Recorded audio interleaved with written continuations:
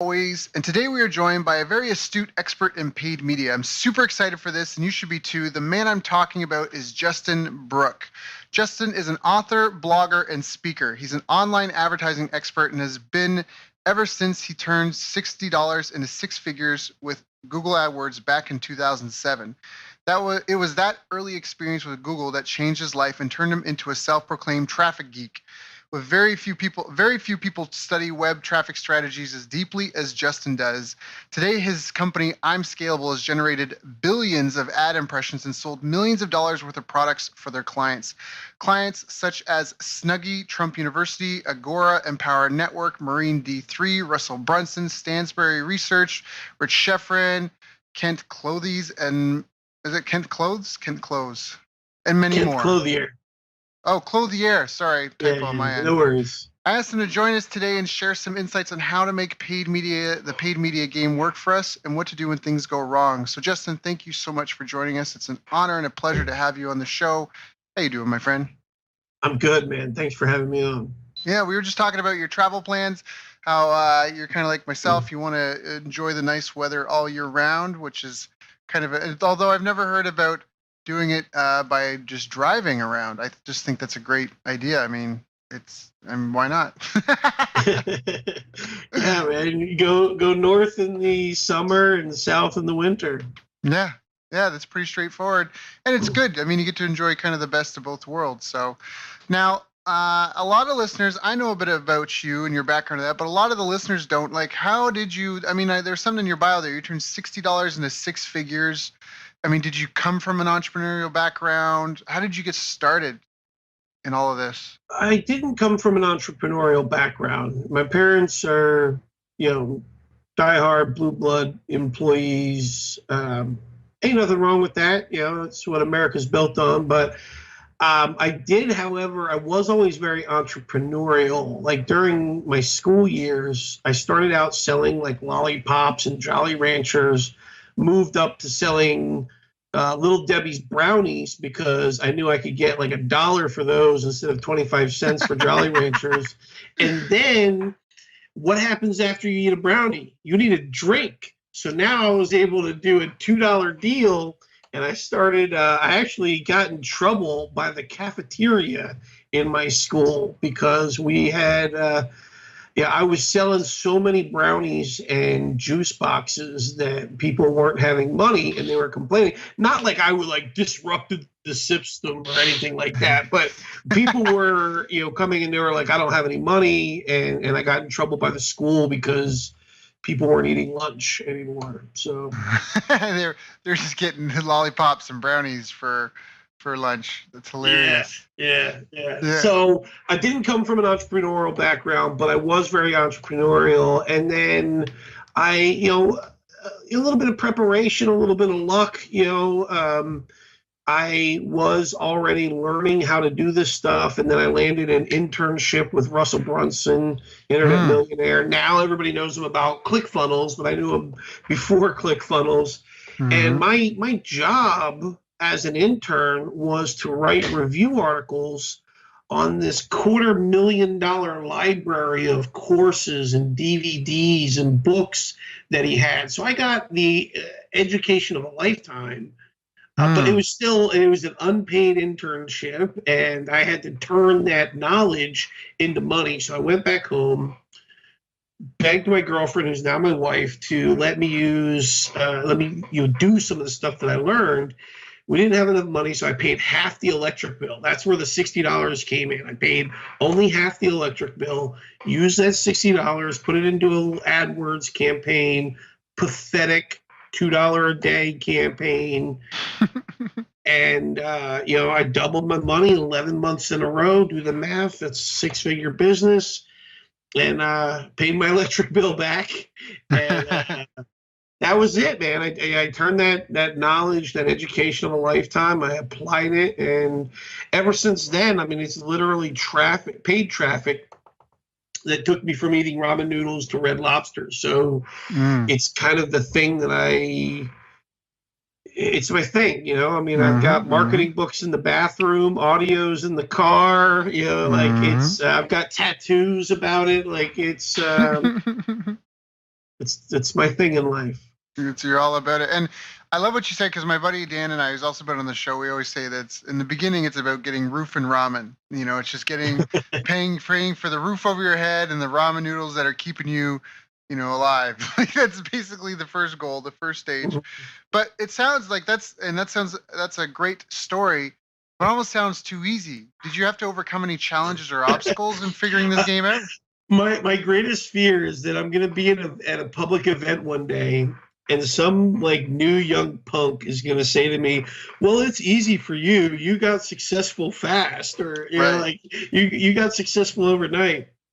Man, there was some luck. It's not even luck because in order to get that internship, there was a lot of other people that applied for it. But what I ended up learning is everyone else that applied for that internship wasn't willing to move out to Idaho for the 30 days and do an in-house internship with Russell. And so because I was willing to do that, that's why I got the internship. It's not like it's just like I was just sitting around one day and Russell Brunson called and was like, "Hey, you want to come learn?" Right. And then same thing with the whole, I've been doing this 12 years. I got over 300 books on my bookcase. I've probably read at least 150 of them. Yeah, I'm the same way. The book you don't own, you can't read, and the book you don't read can't help you. So you just end up buying a lot of books. Yeah. So I put a lot of work into it. Well, over 12 years, what have been some of the biggest challenges that you had to figure out or overcome? Everybody thinks it's some ad network or some like secret setting in the ad network that's going to finally unlock success for them. But like everything else in life, I've learned in tennis. I'm now learning how to do. I don't do tennis, but I'm talking about like in everything in life. There's always the mindset. And it's been the mindset that has set me apart from other people. It's the rules you create, the systems you create. It's not about the skills. I can teach anybody. Literally within an hour, I can teach anybody how to create a Facebook ad or a Google ad or a native ad or a Twitter ad or whatever ad. It's very easy to learn how to create an ad. Anybody can do it, and anybody with a PayPal account or a credit card can pay for traffic. But what makes the traffic work is being able to detach your emotions from the money that you put into there, because you just like in poker, when you push that money into the pot, you got to be able to stay emotionless about it. Otherwise, you're going to get eaten up by all the other players. And so when you put your $500 or your $1,000 into the ad machine, you got to be able to be unemotional about it so that you can split test, because your job really in the first month is to lose that money. But you're not going to like just waste it. You're losing it on learning what's working and what's not working. And so what everybody does wrong is everybody just like starts up a campaign. They push a bunch of keywords or a bunch of interests. They have one landing page, one ad, a bunch of targets, and they don't learn anything. It just works or does not work. And that's why everybody is like, "Oh, I tried paid ads, it doesn't work." Well, no, it's you just set it up wrong. And so when I set up, we have something that we teach in ad skills called the 5x3 method. The 5x3 method is you start with 5 ad groups or ad sets, depending on whatever ad network you're in. And then those 5 ad groups, ad sets, that's targeting 5 different segments of the market. So if I'm creating an ad on Facebook, I'm not just going to try and target everybody in one ad set. I have an ad set about the books they read, another ad set, the software that they use, another ad set, the the market influencers that they follow, another ad set, which is maybe the stores that they shop at or the TV shows that they watch. And so I create, these different like segments of the market. And then in each of those segments, I create 3 different ads. That's not 15 ads. It's not 3 times 5. It's 3 ads, the same 3 ads in all 5 segments. Mm-hmm. And so I'm and then I want to use 2 different landing pages, at least 2. And so when I put my $500 in, 100 goes on each of the ad sets, and now I'm learning, which of the 3 ads is working, which of the 5 ad sets is working, which of the 2 landing pages is working. And so I expect 80% of the campaign to fail. Mm-hmm, mm-hmm, mm-hmm. I need 80% of the campaign to fail because I can't find the 20% that works if I don't do this step. Yeah, actually, I can speak to that because that's so. For any of the listeners here listening that don't know, paid media is a really important traffic channel to master. Simply because there's only 3 ways to get traffic. You can buy it, you can borrow it, and you can build it. So building it is like this podcast. I build, a community, an audience, like building a newsletter over time. Borrowing it is when you do an affiliate promotion or JV promotion, or someone sends you business or endorses your product, or you get a press release done or something, and some sort of media outlet does a report on you. That's borrowed traffic. But buying traffic, paid media, tends to separate the small mom and pop shops from the national and international brands, simply because they can afford to go out and pay for a customer. And like Justin's saying, you have to be able to treat it almost like you would a sales rep. Like the sales rep coming into your company, they're not going to make sales their first day. They're not going to make sales their first week, maybe. It might take them a month, 2 months, even 3 months for them to finally get the hang of it, understand the pain points of the product and the service, and finally start making some sales. And so you have to be able to teach your ad budget like that, and be willing to invest in the training. And my own story, Justin, before I got into what I'm doing now, I used to have a martial arts school, and what you mentioned is almost exactly what I did. I did an ad campaign on Facebook way back in the day, and I had 5 different targets, and I had 11 different interests, and I was targeting them, right? And so it was like, because it was a martial arts school, I was teaching. I trained with Hicks and Gracie, so I was doing Gracie Brazilian Jiu-Jitsu, kind of MMA. That's what I figured out everybody wanted. Everybody wanted MMA, even though what I had was Gracie Jiu-Jitsu. So we got an octagon and all that. But I had like lose weight, get in shape, compete and win. What did I have? Learn self-defense. Like I had all these different things, and then I had the different targets. I had university students, I had fire rescue personnel, I had working professionals. I had these different categories, and what worked like gangbusters was free fighter fitness and skill assessment to university males. That was like printing money, and it worked 1,100% better than the number 2 runner-up. So if I had only done, like you mentioned, like 1 or 2 things, do you know what I mean? Like it would have been a total flop. It was because I did that. Another similar story to that, way early in my career, I used to teach people how to buy and sell websites for profit, kind of like digital real estate. And for a long time, my ads would say, learn how to make more money with your flips, because there was already people that were doing this, but most people were making like $500. I was flipping websites for $15,000, $25,000. And then one day I tried a new ad, and it was like learn how to flip a website in a weekend. And all of a sudden that thing had the biggest click-through rate and the highest conversions. And so where I thought people, the trigger was learn how to go from $500 flips to $15,000 flips, the real trigger was learn how to flip a website quickly. And so it wasn't necessarily that they wanted to learn. In fact, after surveying them, they felt like $15,000 flips would be too hard. And what they really wanted to do is be able to do $500 flips over and over and over and over again quickly. And so, if you don't do this testing, if you don't create multiple ads and ad sets, you don't learn these insights. You don't get those big wins. So let's talk about that for a minute. Some like target market research. If you have a new client or new campaign or even an existing business, how do you, what do you recommend for identifying the target market? Are you a big fan of surveys? Do you do any like using audience insights? Is there a couple steps that you use to try to help narrow it down? Yeah, I every single campaign I start off like I'm a complete idiot.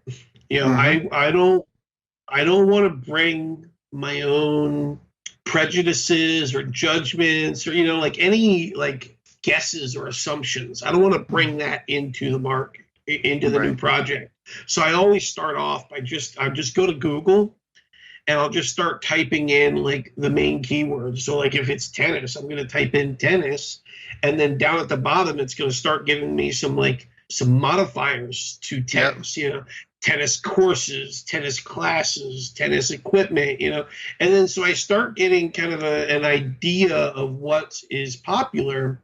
And then there's some tools that you can use. And now all of these tools, they do what you could normally do by hand.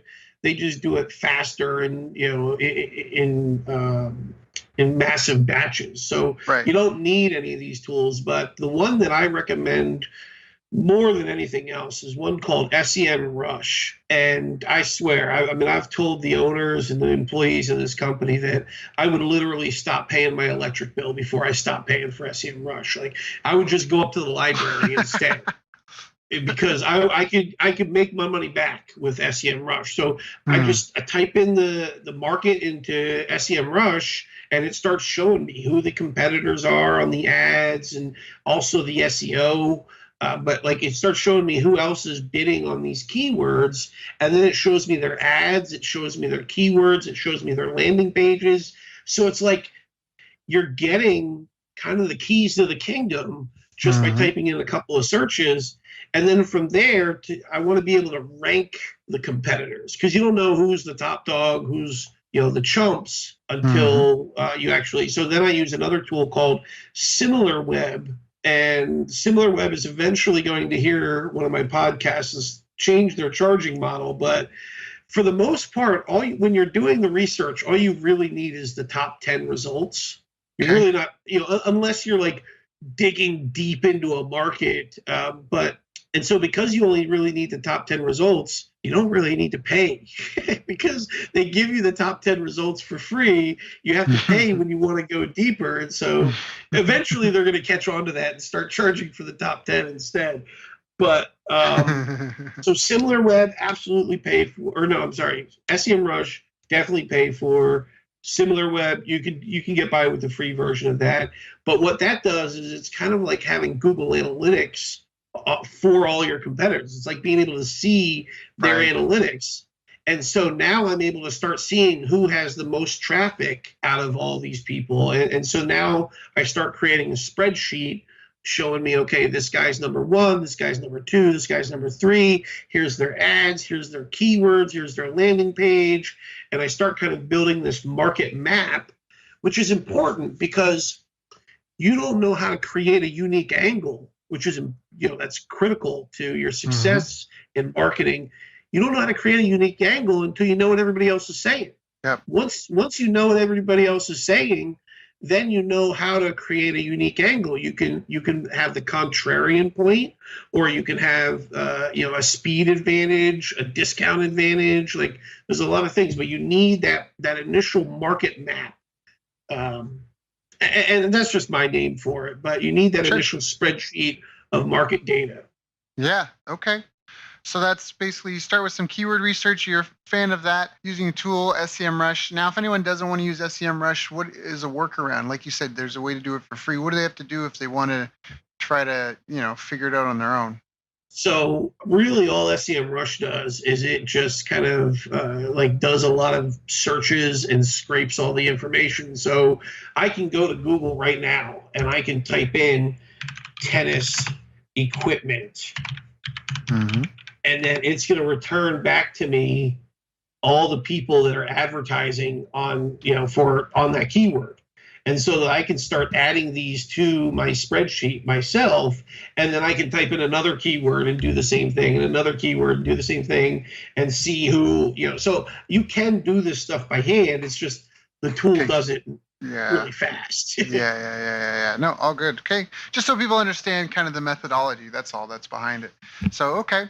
So now you've done your research, you kind of understand who the competitors are and who's making money and not making money, and what I think was really valuable about this is you understand the money keywords, because I know a lot of people that are either in the SEO or whatever, and they want to they want to go after 100 or 200 or 300 keywords because they think that that's where they're going to get the volume and the sales from.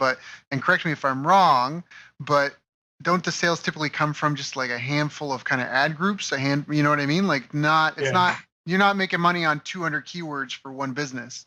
You might be able to push traffic, but Yeah, going back to that very first campaign after my internship, I did the classic mistake. I put 900 keywords into one ad group, because that's what I thought you do to get a lot of traffic. It's like, I'm going to have every keyword in the world. That's right. And when all was said and done, after I went through like 3 or 6 months of optimization, it came down to there was only 9 of those keywords that were actually ever leading to sales. Out of the Mm. 900, only 9, and it's just coincidental that it was like 10%. But yeah, only 9 of those 900 keywords were actually driving any sales at all. So yeah, SEO can be really risky without first doing this research. So once you got this map of the market, and you know who's out there, who's making money, who's getting most of the traffic, what their ads are, going to what landing pages. How do you come up with or test different offers? Is there some things that you feel like every offer has to have? Is there a way to test it? How much money do you have to spend to test, before you know that you need to just shut it down? Are you spending, $500 to figure out whether an offer works or not? So for me, the next step is so you have the market map, and then you have the 5 by 3 method. But if you already have a product, then you kind of already know what you're going to be advertising. If you don't have the product yet, what I would suggest people do is put up just like a squeeze page or even just an article. Mm-hmm. And if you can get people to opt in for an idea, then you can probably get them to pay for the idea. But if you can't even get them to offer up a free email address, then they're never going to actually pay for this thing. So, like, if I'm launching a new product, I do courses and I sell information. That's just what I've been doing for years. But kind of the same process works for every other business. I've been doing the same thing for every client for 12 years. And so for me, I would just write the first chapter of a book, Mm-hmm. or even just create the first module of a course, and then I would put that up on a squeeze page and see if I could get people to opt in. And Mm-hmm. then if I can get people to opt in, then I'm going to write a sales page for it. I'm not going to create the whole thing first. I'm going to write a sales page for it. Then I'm going to advertise that sales page. If I get any sales, then I'm going to go ahead and quickly create the product. So Mm-hmm. that's the way I do it. And you can do this. You see a lot of the same things these days with like Kickstarters and crowdfunding. All these people are doing is they're validating ideas before they actually go and create the product. Mm-hmm. Yeah, yeah, that's something that I think is a huge mistake a lot of people make, and I know I've made it in the past. It's just investing a lot of time. I remember I was in a mastermind group, and this guy, it was his turn into the hot seat, and he came and sat in the hot seat, and he was saying how he got $1 million investment, and this was way back. This is like when Flash websites had just come out, and they were like the cat's meow, Mm-hmm. and they'd spent like $800,000 on making Flash sites SEO indexable. Oh, And geez. he's like, now we've got around $200,000 left. We're looking to interview like a marketing manager so we can get this out there into the world. And every single one of us in the mastermind were like, bro, you did this totally backwards. Like you needed to do something for like 50K, like if it's really expensive new software, you know what I mean? Like 50, 100K first and spend 800, 900,000 on marketing it and figuring out what people want to buy or pay for, because and for anyone listening that doesn't realize this, if they haven't figured it out yet, people always argue you need a world-class product. You do need to deliver quality in your products and services. Otherwise, you're shooting yourself in the foot and there's no longevity in what you're doing. And you're not really pushing the world forward in any way, shape, or form, right? You're more like a parasite versus helping further humanity in some way, helping people overcome a problem. That's a given. That put us aside. The next thing is being able to establish a steady lead flow and consistent sales. You have to be able to maintain that if you want to have an actual business. Otherwise, you don't really have a business. You have a hobby. So that's where, like what Justin's describing, is he's making sure that his marketing and sales systems are up and running and producing. That way it justifies hiring the team to serve the people, right? To build the course, to do all that stuff. It merits that, as opposed to cackling like a madman alone in his apartment or house or wherever he's living, RV, about how amazing this thing's going to be, and toiling away for a year, 2, 3, 4 years, and then be like, ta-da, to present it to the world, and not having anyone there who benefits from, because it's not about you, it's about the people you're to serve. And that's a major mistake I've made, and I know lots of other people that have made, and people who continue to make it when they start, is they go into business for themselves and they're trying to make their dream business for them. It's like building your dream house for you, but you're not paying the bills. You're not the one that's going to live there. You're not like. There's a massive difference between selling what you want to sell and selling what the market wants to buy. Yes. Yep. So now, do you have any tips for how to build a sales page off the research or anything? It's not a copywriting course, but. Yeah, so I've got kind of my own way. There's a lot of, I think one of the go-tos that most people use is if you just Google like 12-step sales letter, David Frey. That's kind of the default, but and it's very good. I've got kind of my own thing. There's like all these other abbreviations, ADA, but for me, it's REM, and it's just kind of my own system, and works really well for me. It's worked for some of my customers, students, whatever you want to call them.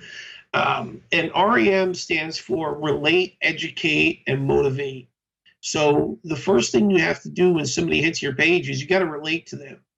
If the design doesn't look like what they would expect, if the headline doesn't relate to their problems, if it's not, like the first thing you got to do when they hit that page is you got to relate to them. Mm-hmm. And then, my sales style is I just don't really like being super salesy and hypey, and so instead what I do is I just educate, just give and give and give. And what ends up happening is two things. One, you kind of trigger the law of reciprocity because they're just in love with the value that you've just given them. Mm-hmm. And then the other thing is you just educated them so much that now they're overwhelmed and they just want you to do it for them. So, and then the motivate is you have to give them a reason why they need to buy today. Because if there's not a strong reason to buy right now, then what they're going to do is they're going to think about it. Mm-hmm. And if they're going to think about it, it's never going to happen because the kids are crying and dinner's got to be made and there's a movie tomorrow night and you're gone. You only exist in the prospect's mind for like the next 30 seconds.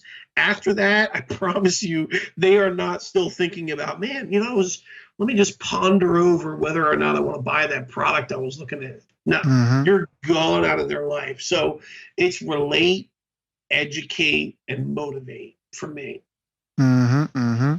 Now, do you want to say anything about your experience? Like, are sales letters dead? Is it all about webinars, teleseminars? Like, do you have to have video? Is there such a thing as too long, too short when it comes to paid ads? Like, what's your experience been? It's kind of like, I'm not trying to make enemies for you. I'm just trying. No. It's kind of like in the old days, people wore fitting pants.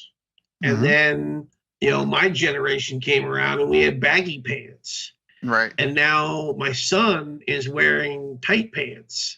And the same thing kind of happens in the marketing circles. It's like sales pages were popular. And then it went to video and webinar. And now because video, like literally just days ago, Google made an update to their browser where it by default shuts down autoplay VSLs. Like, right. You don't even get a chance. This isn't something that they're installing. This isn't, a compliance issue. Like the browser just will not play an autoplay VSL. Yeah, that's something I had last night. I was going through, I don't know if you know Glenn Livingston, but he sent me some stuff and I was trying to check it out and his videos weren't playing. I had to go in and mess around with the Google Chrome settings. I'm like, why isn't it just playing the damn video? I have Flash. Yeah. And so we're kind of coming back to the written sales pages and advertorials. And so tactically, it doesn't really matter whether it's a video. And then the other thing that's really popular right now is video ads on YouTube and Facebook ads. So that's different than autoplay videos and whatever. So to me, the medium doesn't really matter as much as if you're relating to the person. They don't care if it's a webinar, if it's a video, if it's a whatever, an email, a sales page. If it's relating to them, then they're paying attention. And if it's educating them on something that is relative, then they're going to keep paying attention, and then you motivate. And so I don't care whether you're making a YouTube ad or a VSL or a webinar or a sales page. I mean, I kind of prefer written. It's just, even before I make a video, I write out the script. So, but like, whatever's easier for you. If just audio is easier for you, then do that. If video is easier for you, then do that. Because if it's hard, you're not going to do it. And so stick to whatever's easier for you, and then just use a process that works no matter the medium. And how about with follow-up? I remember Ken McCarthy back in the day on a call said, Daryl, all an online business is an ad to a squeeze page that leads to an order form, or a sales letter that leads to an order form with an autoresponder behind it that basically goes on forever. Would you agree with that? Do you not really rely on the follow-up so much? Is it mostly what can you get in the first kind of, the first visit, the first day? I think he's right fundamentally. I think where the follow-up is, this goes back to the kind of the tactical thing, because to me, a Facebook friend is just as good as a lead on my autoresponder. Because what is a lead on an autoresponder? It's somebody you can, that you can reach out to and you can keep on communicating with. That's the same thing as I do on Facebook. Now, would I rather have an email address? Yes. Would I rather have their actual buying email address? Yes. So there's kind of levels to it, but yeah, it really comes down to like capture an audience. So whether that's a squeeze page or a Facebook or a Twitch or a YouTube, like capture an audience on a platform, communicate with that audience over time, and sell them something that they want to buy. That's the big thing. Sell them something they want to buy, not something you want to sell them.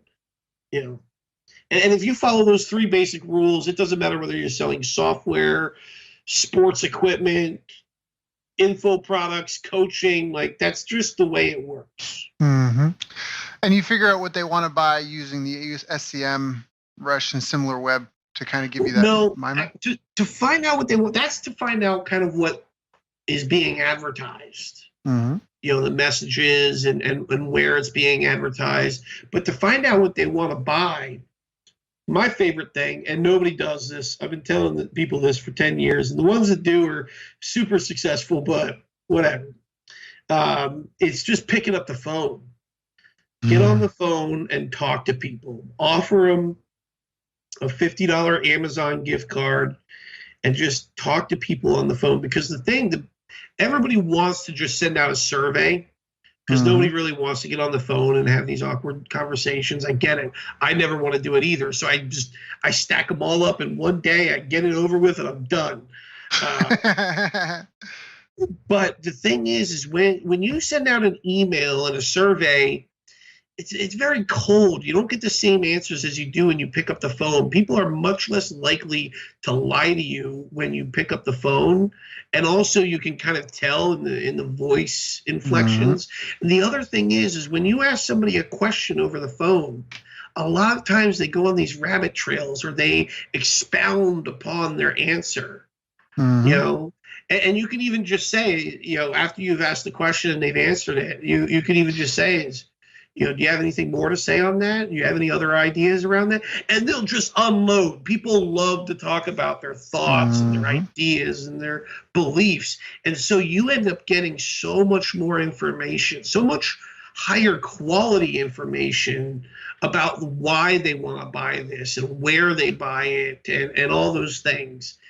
When you pick up the phone and you just set that awkward full day of calls and grind it out, Right. And it's things you can never really get with a heat map or, a visitor recording or, like you say, survey answer. It's just stuff that's tough to get because it's that belly to belly, kneecap to kneecap conversation that might be awkward, and some people you might not get far with, but other people will open up to you, and the data they give you, the insight they give you is so invaluable, and you can cover so much more in 10 minutes on the phone Yeah, than you could. when we all start a business, generally our goal is to make $1 million.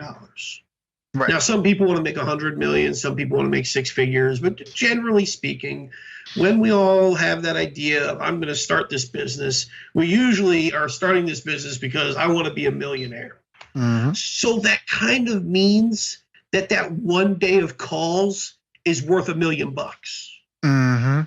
And that's what you got to remind yourself is like, I know this sucks, but this day, these calls are going to be worth $1 million to me. Mm-hmm. Yeah, well said. So well said. So well said. So this is kind of not a question that I had on my list, but this is something interesting. I had a mentor that talked about like having multiple businesses. He was been big into the multiple streams of income, and he was kind of like, maybe this business only does $5,000 a month, or maybe this business does $50,000 a month, and then that one only does $12,000 a month, and that one only does $300 a month. Do you believe in that sort of thing, or are you kind of like, no, you should really just have one business and maybe two projects as an entrepreneur, and just build a moat and a castle around it? There's a lot of those type of questions in this industry. The other one is, should you do double opt-in or single opt-in? And I find, that these questions really just come down to the personal preference of what I am a person who needs to focus on one thing, but then I'm out and I'm going to do another thing, but there are some people who need to have a lot of things going on at times. If I have a lot of things going on, I end up getting overwhelmed and I start shutting down. Right. But, so I need one thing and I go like super all into it. I'm buying books and courses and meeting people and events. I go all in to a ridiculous point, and then I'm out. Mm-hmm. And then it's like you can't even get me to want to, like, I'm done. Like, I don't even want to see anything about it anymore. So I think everybody's different. For me personally, I'm the one, build one business. And if you want to do something else, build that one up till you can sell it or automate it and then move on to something else. But, everybody's different. I can't answer that question. Yeah, no, that's fine. That was a legitimate answer. So that's all good. All good. And so what is kind of the top 3 things that tend to go wrong for people? What do you see as the same mistakes? We talked about it kind of before. You gave us the 5x3. You mentioned split testing 2 landing pages. You also mentioned getting like a map of what's going on in the market. Are those really like to clearly articulate what are the top 3 mistakes you see a lot of your clients and a lot of entrepreneurs that reach out to you? What are the things that you see the mistakes you see them making? 3 biggest mistakes. The first one we talked about already. They treat it like a lottery. It's like, I'm going to put all these keywords in here and one ad and one page. And I'm just, that's kind of like putting your money into a slot machine, pull the arm down, pray, and see if you make some money. That don't work. So we already talked about that. The next thing that people do is they really deeply underestimate how much testing that they need to do. And so when I'm creating ads, for every 10 ads that I create, I'm hoping 2 or 3 work. And a lot of people are creating, sometimes they only create 1. But then I tell them you need to create more, and they're like, okay, so 2, 3? And I'm like, 25? And they're like, 25? Like, but that's what it takes. You gotta be. That's the other big thing is they deeply underestimate how many blog posts. I wrote 700 blog posts. 17 of them drove all the traffic. So that's the thing that they underestimate. There's been a great quote one time I heard. I forget who said it, but they said humans greatly overestimate what they can do in a day. They greatly underestimate what they can do in a year. Right. Yes. Yeah, I've heard something similar to that, and that's so true. And so it's kind of the same thing with your ads and your marketing. Like you greatly overestimate what you can do in a 3-part email series, but you so underestimate what you can do in 100 emails. Yeah. So that's the other thing. What's the other one? The third one. Oh, it's slipping my mind right now. It's all good. So we talked about the top 3 mistakes. The first one is they treat it like a lottery. They don't really do the research or the planning that they need, to make sure that when they come in that they actually have something people maybe want and that they have their own unique angle. And then you talked about how they underestimate how much testing they need to do, how it might take 10 ads to get 1 or 2 that even just have some sort of, semblance of life. And then on top of that, you got to try more. And then from your 5x3, it sounds like they need to have 5 different targets and 3 different ads and the same ads for all 3 different targets to figure out which, what part of the matrix is going to click. So that's like a targeting, and that's almost like a niching solution. So the first one is just finding a position in the market. The second one's kind of, niching. It's still positioning, but it's just what niche of that positioned market are you after? What do you think the third? I remember the third one. What is it? So the third one for me is they think people care about the product. It's kind of cold because I don't mean like nobody cares about you. Like your mom cares about you, your brother and your sister care about you.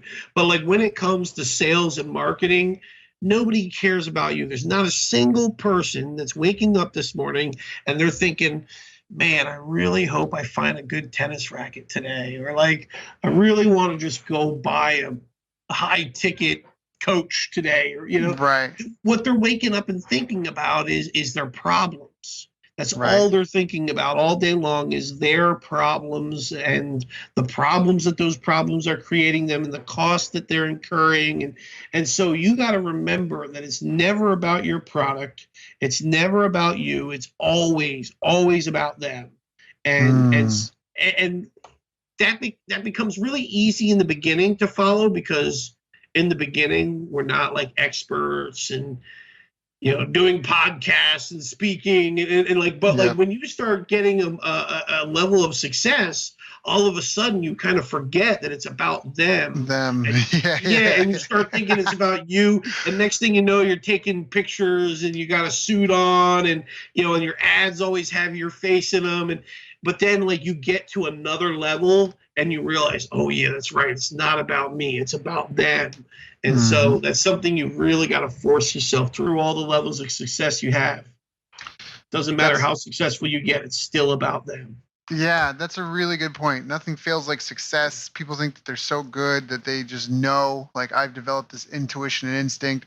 But if that were the case, a lot of these Fortune 500, Fortune 500, Fortune 1000 companies would still be there 50 years later, So that ignorance is real. So, right. So do you feel that there's like a habit? You mentioned having rules and systems. Are there habits or rituals that you have that you see some of the best marketers or best business people, I say have, but they make or create for themselves, or the habits that they keep? Yeah. So me and my buddies who we spend, a lot of money on ads. Like the thing that I find in common with me and my friends is we always go into it expecting our campaign's going to fail. Like the biggest difference between my group of friends and the new guys is the new guys, they have this like twinkle in their eye when they're creating an ad campaign. Yeah. They're like, oh, this is going to be the one. And me and my buddies were like, man, I hope I don't completely poo the bed on this one, yeah. And so it's that kind of attitude going into it, and then the attitude of just always testing. You're never done. There's always another sales page you need to write. There's always another ad that can get a little bit better CTR. And so like I go into it expecting I'm going to fail and that I need to create a lot of ads to test and that's just what I'm going to do every day. Right. It's never going to be done. So you mentioned you creating a lot of ads. You said that a few different times. How often do you split test the sales page? The sales page. So I normally do advertorials Okay. because it helps me let the sales page last longer. And so I will split test a lot of ads, a lot of advertorials. So my ads, I drive them to a piece of content. Mm-hmm. And so that content, it could be a blog post, it could be a video, it could be a podcast, whatever. But that allows me to have multiple angles and to refresh them, because it's very easy to write another blog post or to create another 3-minute video. It's not always that easy to come up with another 30-minute VSL or another 60-minute webinar or whatever. So I split test a lot more of those than the actual sales page.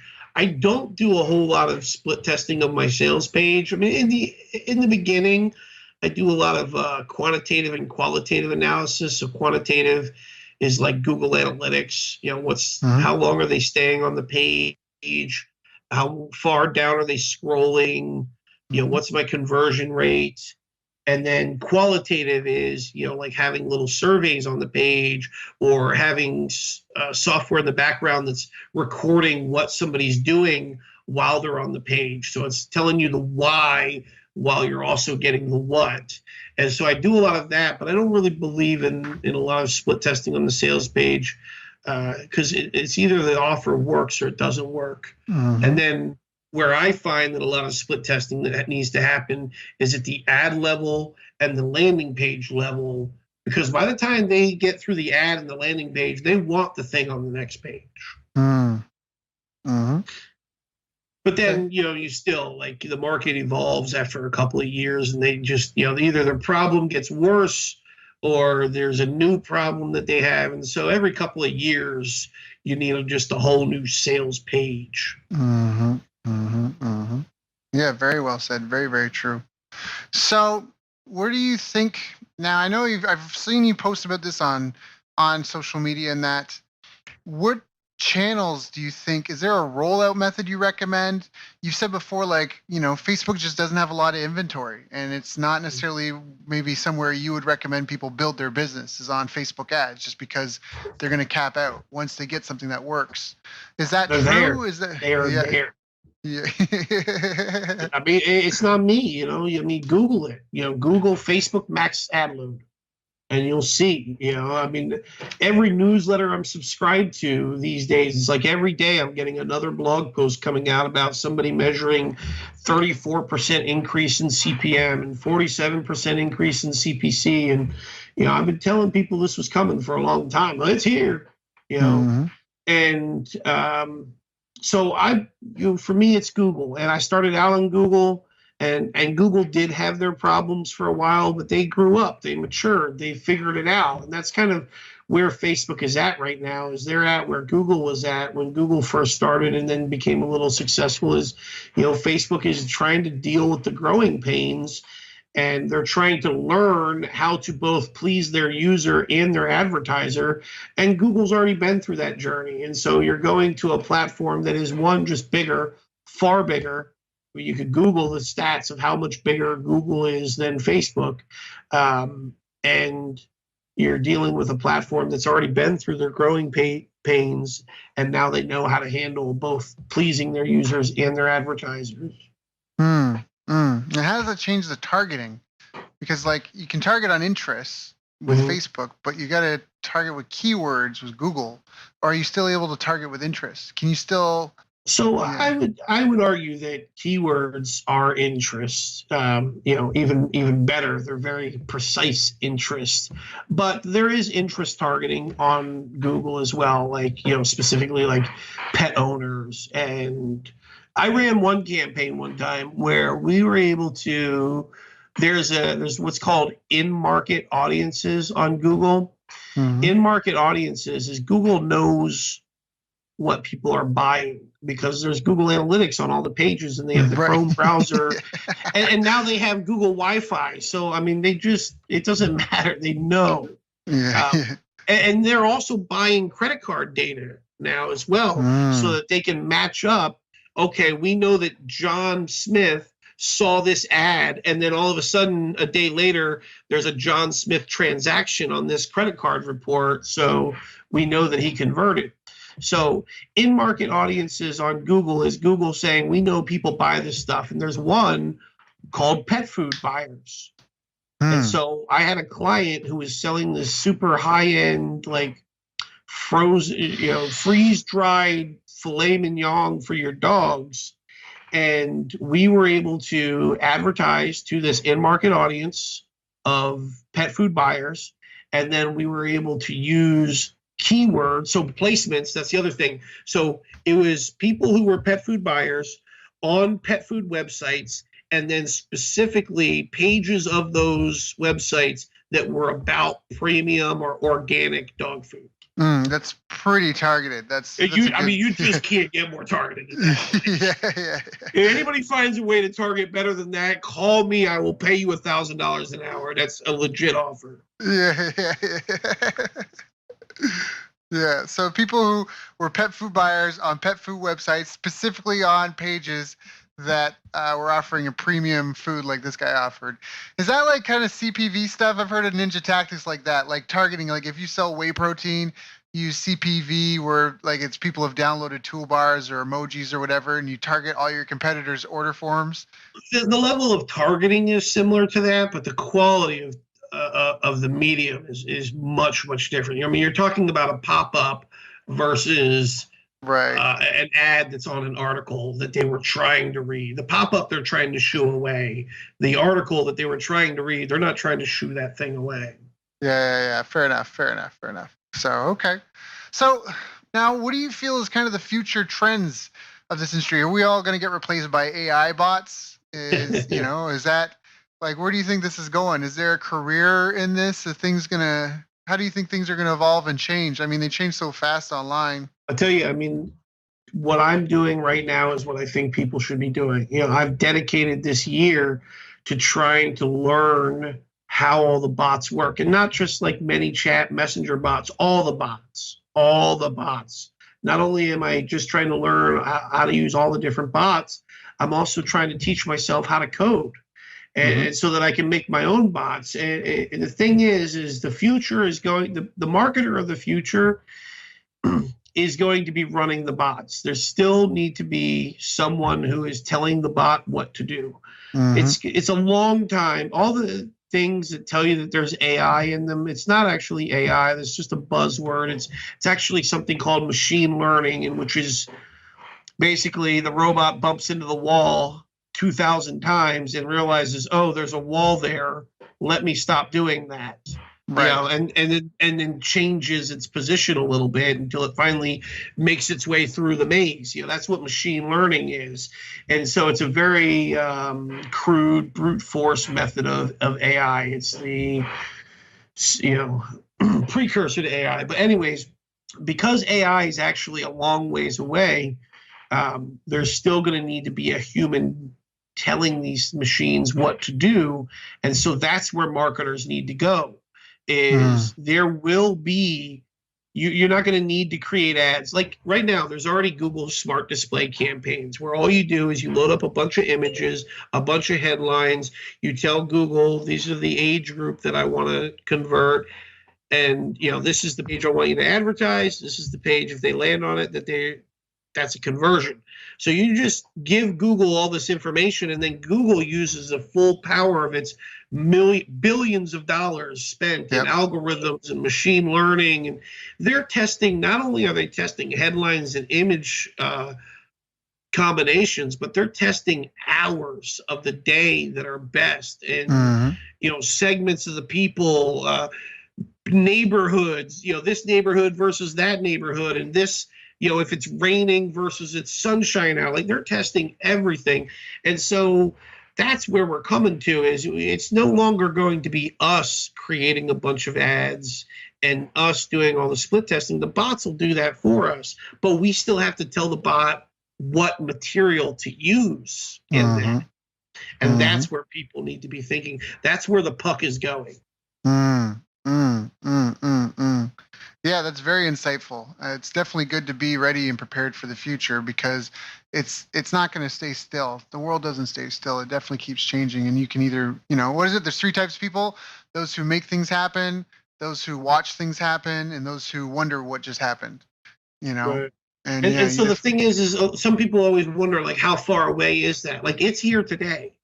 Right Mm, now, the big companies are using. Right now, it's at the enterprise level. And so you may not have heard about it yet because it's at the enterprise level, but it's already here. This isn't something like somebody needs to go and invent one day. Like it's here right now. It's in beta programs. So tomorrow, 6 months from now, this stuff will, mm-hmm. be mainstream. So that's something that, especially anyone that's in the ad field, if you're in the advertising field, if you're running paid ads or you're managing someone's Google account or a Facebook account, that means that your number's kind of on the wall at some point, unless you kind of get into this game and start figuring that tech and just kind of keeping an eye on where that stuff is going. Is that accurate? Right. Yeah. There will be, what the bots will enable you to do is it'll enable you to have more clients, Mm-hmm. but because the client isn't going to want to use the bot, they're not that good yet. Right. It's a long time. You're talking about 5-10 years before you have bots that are good enough for just Joe Smith, regular business owner, to do his own marketing with.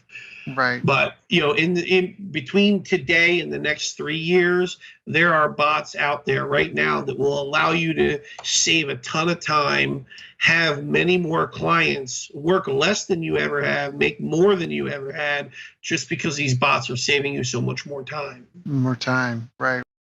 Justin, this has been a great and very insightful interview. We've talked about everything from how to target your market, how to test your offers, how to get your ad campaigns up and running and profitable as soon as possible, how to troubleshoot them, the common mistakes people make, tools to use, even just creating a sales page. It's not a copywriting course, but at the same time, I think it's just very relevant what you thought about. Because I know some people are like, can I drive ads to a long form sales page? Should I drive them in what format?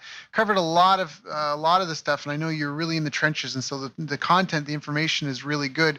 Was there anything I didn't ask you about that I should have asked you about? Hmm. I don't think so. We covered a lot. We did cover a lot. No, it was good. It was great. Again, my listeners always tell them make sure you keep a paper and pen to write things down. You may want to listen to this call a second or third time simply because in this single 60-minute segment, we've covered almost the whole can soup to nuts on what you need and what it takes to be able to make paid traffic work. And it might be simple as how we've articulated it, but collectively, we probably have a few $1 million worth of experience here, and it won't be as easy. So make sure you take the notes and follow along as you try to roll this out. And Justin, if anybody here is struggling or they want to reach out or follow, how do they get involved? How do they reach out to you? How do they get some help? You can Google Justin Brooke. A lot of my stuff shows up, other interviews and YouTube videos and blog posts of mine.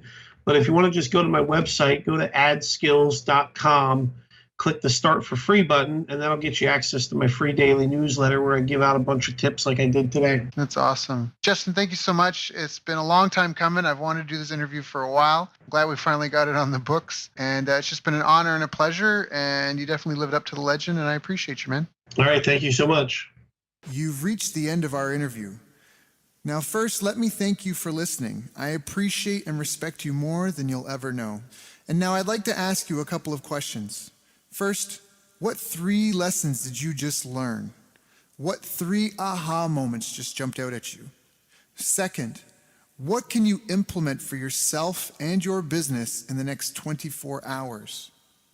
Third, what can you give to someone else to help you with, or give to them to just do it for you? Whatever it is, remember, taking action is the secret sauce to results. Now, if you think this interview would be helpful for a friend, please give them a link to it. It'll help them and it'll help me too. I'd also like to invite you to help me find out more about the challenges you're facing, your dreams, your goals, and how I can help you overcome what's holding you back. We both do better when we know better, and your success is my success. So please reach out and interact. You can visit our website, bestbusinesscoach.ca for Canada or California, where I'm from and where I'm living. You're welcome to also try out one of our paid programs. You can find us on YouTube, Facebook, and pretty much every other social media channel you can think of. You should also subscribe to the podcast, and if you're enjoying them, please leave us a nice review. It really helps. That's all for now. Once again, thank you. Take care of yourself, and remember, the world needs the best business you can build. And I believe in you.